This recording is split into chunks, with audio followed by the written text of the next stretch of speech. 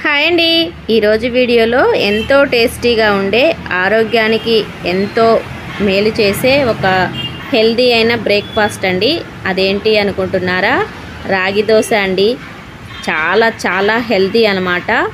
మనం వారానికి ఒక్కసారైనా రాగులు ఏదో ఒక విధంగా రాగులు అయితే తీసుకోవాలండి. చాలా బలం అన్నమాట. పిల్లలు వీక్గా ఉన్నా సరే, ఇంకా మనకు కొద్దిగా అలసట అనిపించినా సరే రాగి జావ చేసుకొని తాగండి. ఒక్క 5 నిమిషాలలో చాలా మంచిగా అనిపిస్తుంది అన్నమాట. నీరసం తగ్గుతుంది. ఆ రోజంతా కూడా చాలా యాక్టివ్గా ఉంటారనమాట. అదే రాగులతోటి ఈరోజు నేను రాగి దోశలు ఎలా చేసుకోవాలో మీకు చూపిస్తానండి. వీడియోని స్కిప్ చేయకుండా లాస్ట్ వరకు చూసి మీరు కూడా ఇంట్లో తప్పకుండా ట్రై చేయండి.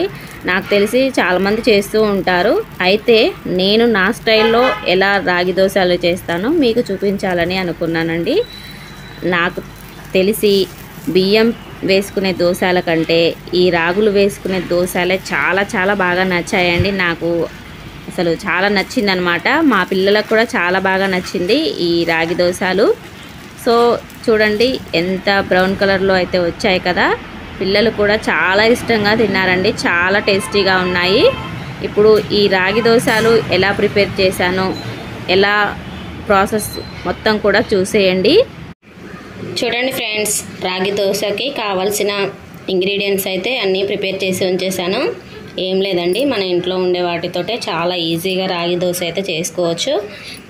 ఆల్రెడీ మినపగుండ్లు మనం ఏ దోశ చేసుకున్నా మినపగుండ్లు అయితే తీసుకుంటాం కదా. ఇవి 1 కప్పు మినపగుండ్లు తీసుకున్నాను. 2 కప్పులు రాగులండి. మనం ఏ కప్పుతో అయితే మినపగుండ్లు తీసుకున్నామో అదే కప్పుతోటి 2 కప్పుల రాగులు తీసుకుంటే కరెక్ట్ కొలతలు. మనం నార్మల్ దోశకైనా సరే 1 కప్పు మినపగుండ్లు తీసుకుంటే 2 గ్లాసుల బియ్యం తీసుకుంటాం కదా. అలాగే 1 కప్పు మినపగుండ్లకు 2 కప్పులు రాగులు తీసుకుంటే కరెక్ట్గా సరిపోతుందండి. తర్వాత 1 స్పూను శనగపప్పు తీసుకున్నాను. తర్వాత 1 స్పూను మెంతులండి. ఇవి ఓన్లీ ఆప్షనలేనండి, ఇష్టం లేకపోతే స్కిప్ చేయొచ్చు. ఇవి వేసుకోవటం వల్ల దోశ అనేది కలర్ వచ్చేస్తుందండి. అందుకనే గోల్డ్ కలర్ వస్తుందన్నమాట. అందుకనే ఈ 2 నేను యాడ్ చేస్తాను. ఏ దోశ చేసుకున్నా సరే ఈ 2 కంపల్సరీగా వేస్తాను. శనగపప్పు, మెంతులు ఈ 2 వేసుకోవటం వల్ల దోశ అనేది బ్రౌన్ కలర్ వచ్చేస్తుందండి. చాలా బాగుంటుందన్నమాట ఈ దోశ. ఇప్పుడు దోశ బ్యాటర్ని అయితే ప్రిపేర్ చేసుకుందాం. ముందుగానే నేను వీటన్నిటిని నానబెట్టి ఉంచేస్తానండి. ఒక 8 గంటలు నానబెట్టుకుంటే మనకు కరెక్ట్గా సరిపోతుంది. ఇప్పుడు వీటన్నిటిని ఒక బౌల్లో వేసేసుకొని నానబెట్టేసుకుందాం. ఇప్పుడు వీటన్నిటిని ఒక బౌల్లో వేసేసుకొని నానబెట్టేసుకుందామండి. ముందుగా మినపగుండ్లు వేస్తున్నాను. 1 కప్పు. తర్వాత అదే కప్పుతోటి 2 కప్పులు రాగులండి.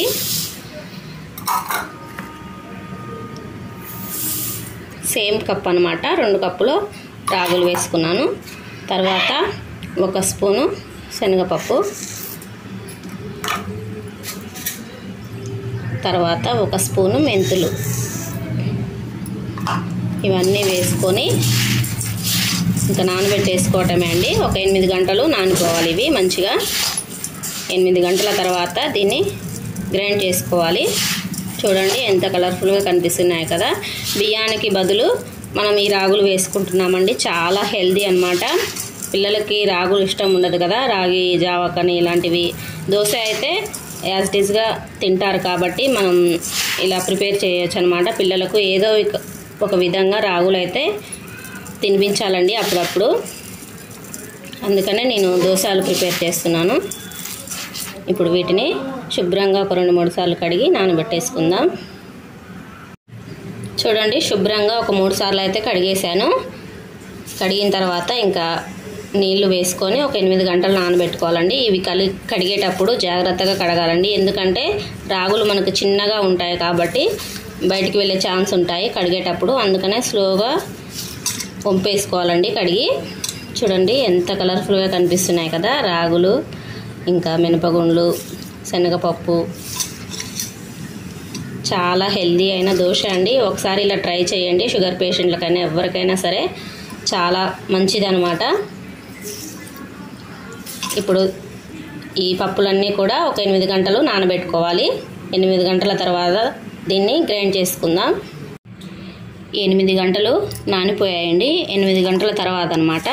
చూడండి మంచిగా నానిపోయింది, చూసారు కదా. ఇప్పుడు మళ్ళీ ఒక 2-3 సార్లు శుభ్రంగా కడిగేసుకోవాలి. తర్వాత మిక్సీ జార్లో వేసుకొని 2 వాయిల్ కిందగా ఇది గ్రైండ్ చేసుకోవాలండి. ఇప్పుడు 2 సార్లు అయితే శుభ్రంగా కడిగేస్తాను. చూసారు కదా, శుభ్రంగా 2-3 సార్లు కడిగానండి. చూడండి రాగులు భలే కనిపిస్తున్నాయి కదా.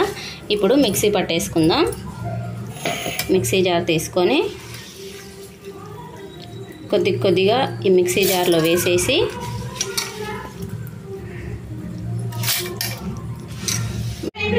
చూడండి ఇలా మెత్తగా గ్రైండ్ చేసుకున్నాను అనమాట.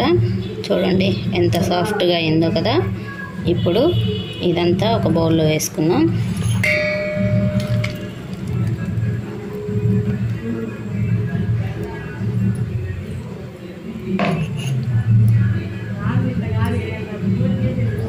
ఇప్పుడు మళ్ళీ ఇంకొక వాయి ఉంది కదా, అది దీంట్లో వేసేసుకుందాం.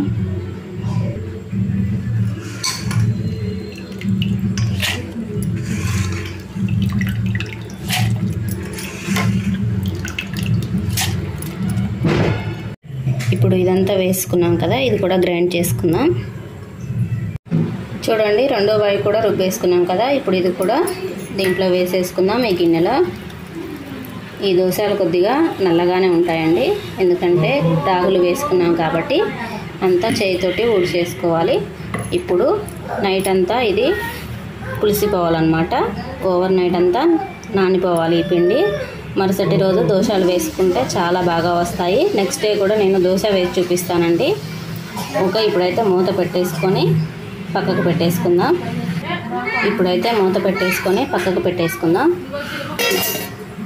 ఇప్పుడు నైట్ అంతా నానిపోవాలి ఈ పిండి. ఇది వచ్చేసి నెక్స్ట్ డే మార్నింగ్ అండి. ఒకసారి మూత తీసి చూద్దాం. వావ్, చూడండి పిండి అయితే చాలా బాగా పులిసిపోయింది అనమాట. చూడండి పొంగింది బాగా. ఇలా ఉంటే కరెక్ట్ అనమాట. దోశలు చాలా బాగా వస్తాయి. ఇలా పిండి అనేది పొంగింది అనుకోండి, మంచిగా నానినట్టు అనమాట. ఇప్పుడు మనకి మొత్తం కలిపేసుకొని ఆ పిండిని అంతా కూడాను ఒకసారి ఒక వేరే గిన్నెలోకి అయితే వేసుకోవాలండి. మనకు ఎన్ని దోశలు కావాలో అంత పిండి అయితే తీసుకొని కొద్దిగా నీళ్ళు వేసుకొని ఇందులో ఉప్పు వేసేసి పక్కకు పెట్టుకున్నాను అనమాట. ఇప్పుడు స్టవ్ మీద పెనం పెట్టేసి, పెనం హీట్ రావాలండి. నేను నాన్ స్టిక్ వాడను అనమాట, ఉక్కు పెనమే వాడతాను. ఈ ఉక్కు పెనం మీది దోశకి నాన్ స్టిక్ పెనం మీది దోశకి చాలా డిఫరెంట్ ఉంటుందండి టేస్ట్ కూడా. నేనైతే ఫస్ట్లో నాన్ స్టిక్ వాడేదాన్ని, కానీ ఈ ఉక్కు పెనం వచ్చిన కానించి నాన్ స్టిక్ అసలు బంద్ చేశానండి. అంత బాగుంటాయి దీని మీద దోశలు అయితే నాన్ స్టిక్ పెనం మీద. ఇది హీట్ రావడం చాలా టైం పడుతుంది, కానీ దోశలు మాత్రం ఎక్సలెంట్గా వస్తాయి. ఒకసారి ట్రై చేయండి ఫ్రెండ్స్. ఇప్పుడైతే దోశ వేసుకున్నాను. దోశలు నార్మల్ దోశ కంటే ఈ దోశ మాటల్లో చెప్పలేనండి, అంత టేస్టీగా ఉన్నాయన్నమాట. మా ఇంట్లో ప్రతి ఒక్కరికి కూడా ఫేవరెట్ అయిపోయింది అనమాట ఈ దోశ. దోశ వేసుకున్న తర్వాత ఇలా పైన నూనె అప్లై చేస్తున్నాను అనమాట లైట్గా. తర్వాత ఉల్లిపాయలండి, నేను ఏ దోశ చేసినా సరే ఉల్లిపాయలు కంపల్సరీగా వాడతాను అనమాట. ఉల్లిపాయలు వేసుకుంటే ఆ టేస్ట్ వేరే ఉంటుంది. తర్వాత దీని మీద క్యారెట్ కానీ బీట్రూట్ కానీ ఏదైనా వేసుకోవచ్చండి, చాలా బాగుంటాయి. Okay friends, bye.